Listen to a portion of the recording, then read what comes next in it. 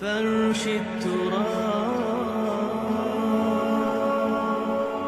يضمني.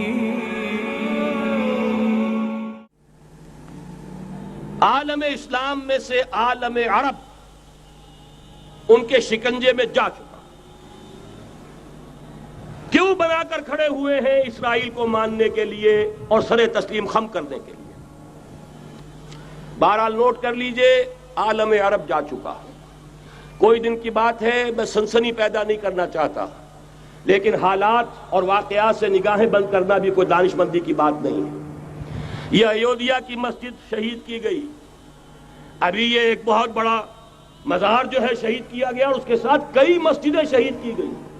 یہ سب کیا ہے؟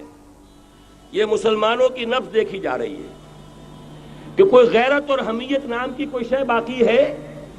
جیسے علامہ اقبال نے وہ نظم لکھی تھی، عبد القادر روہیلا بڑا ظالم جفاجو کینہ پرور تھا، لیکن یہ کہ اس نے جو ایک ٹیسٹ لیا تھا کہ وہ جو عورتیں ہیں تیموری خاندان کی، ان میں کوئی رمق رہ گئی ہے؟ معلوم ہوا کہ نہیں، کہ غیرت نام تھا جس کا گئی تیمور کے گھر سے، ختم، غیرت نکل گئی. اسی طرح ایودھیا کی مسجد، اب چرار شریف، اور یہ کوئی دن کی بات ہے کہ اب مسجد اقصی کا نمبر آیا کہ آیا. اس کے لیے پوری تیاریاں ہو چکی ہیں. یروشلم کا مشرقی حصہ خالی کرایا جا چکا ہے، اس کے اندر اب پورا تسلط یہودی کر رہے ہیں. یہاں تک کہ اب کے یاسر عرفات صاحب نے بھی کچھ نہ کچھ جو ہے احتجاج کی بات کی ہے، حالانکہ اب تک ہر بات مان کر منقار زیرے پر تھا. لیکن یہ کہ ایک وقت آتا ہے آخر کار اسے بھی کچھ بولنا پڑ گیا ہے. لیکن یہودی اب پیچھے قدم ہٹانے والا نہیں ہے. ان کا تھرڈ ٹیمپل، تیسری مرتبہ ہیکل سلیمانی تعمیر ہونا ہے. نوٹ کر لیجئے، ان کے لیے وہ وہی کچھ ہے جو ہمارے لیے کعبہ ہے. ان کے لیے ہیکل سلیمانی بالکل وہی حیثیت رکھتا ہے جو ہمارے لیے کعبہ. وہ ہیکل سلیمانی ایک مرتبہ پہلے نبوکدنضر کے ہاتھوں مسمار ہوا، پھر سن 70 عیسوی میں ٹائٹس کے ہاتھوں مسمار ہوا. سن 70 کے بعد آج 1995 میں کتنے برس ہو گئے؟ پورے 1925 برس ہو گئے کہ ان کا کعبہ زمین بوس پڑا ہوا ہے. اب تک تو ان کا بس نہیں تھا، اب تو بس ہے کہ نہیں؟ اب ان کی حکومت ہے کہ نہیں؟ اب شاہ حسن ہو چاہے شاہ حسین، ان کے نوکر اور چاکر ہیں یا نہیں؟ اب انہیں ڈر کس کا ہے؟ لہذا کوئی دن کی بات ہے مسجد اقصی شہید ہوگی اور ٹیمپل کی تعمیر شروع ہوگی. یہ تو بہرحال ایک نقشہ ہے. اگلا نقشہ آپ کو بتانا چاہتا ہوں، ایک دوسری تصویر ہے. یہ تصویر ہے زمینی، ایک تصویر ہے آسمانی. وَمَكَرُوا وَمَكَرَ اللَّهُ وَاللَّهُ خَيْرُ الْمَاكِرِينَ. انہوں نے اپنی سی تدبیریں کی، اللہ نے اپنی تدبیر کی، اور ظاہر بات ہے اللہ کی تدبیر سے بہتر تدبیر کس کی ہوگی؟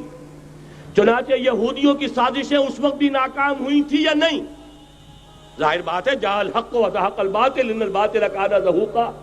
لہذا یہ آیتیں دونوں اعلان کر رہی ہیں کہ یہودیوں کی سازشیں بالآخر ناکام ہوں گی اور دین حق کا بول بالا ہو کر رہے گا. یہ تو ان آیتوں سے ظاہر ہے.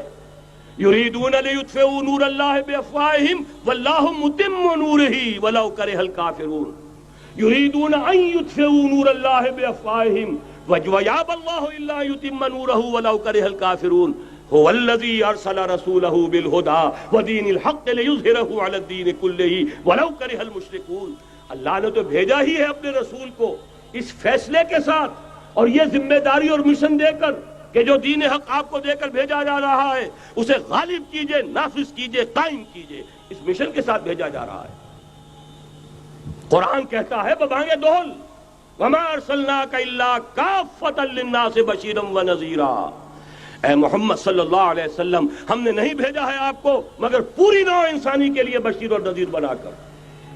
تو جان لیجئے کہ یہ مقصد بعثت محمدی صلی اللہ علیہ وسلم بتمام و کمال اس وقت پورا ہوگا جب کل عالم انسانیت پر، کل روئے ارضی پر اللہ کا دین اسی طرح غالب ہو جائے گا جس طرح کہ محمد رسول اللہ والذین معہ صلی اللہ علیہ وسلم ورضی اللہ تعالی عنہم اجمعین، ان کے ہاتھوں سے، ان کے ایثار سے، ان کی قربانیوں سے، جن کا نقشہ آپ کے سامنے مولانا کھینچ چکے ہیں، ان کے احسار، ان کی قربانیاں، ان کی محنت، ان کی جفاکشی، ان کی سرفروشی، ان کے جان تن من دھن لگا دینے کے نتیجے میں جیسے اس وقت غالب ہوا تھا، کل روئے ارضی پر غالب ہوگا، تب کہیں جا کر مقصد بعثت محمدی مکمل ہوگا۔ یہی وجہ ہے اقبال نے کہا تھا وقت فرصت ہے کہاں، کام ابھی باقی ہے، نور توحید کا اتمام ابھی باقی ہے۔ لیکن ساتھ ہی خوشخبری بھی دی تھی، یہ چمن معمور ہوگا نغمہ توحید سے، آئے گا وہ دور، یہ چمن معمور ہوگا نغمہ توحید سے، لازماً آ کر رہے گا۔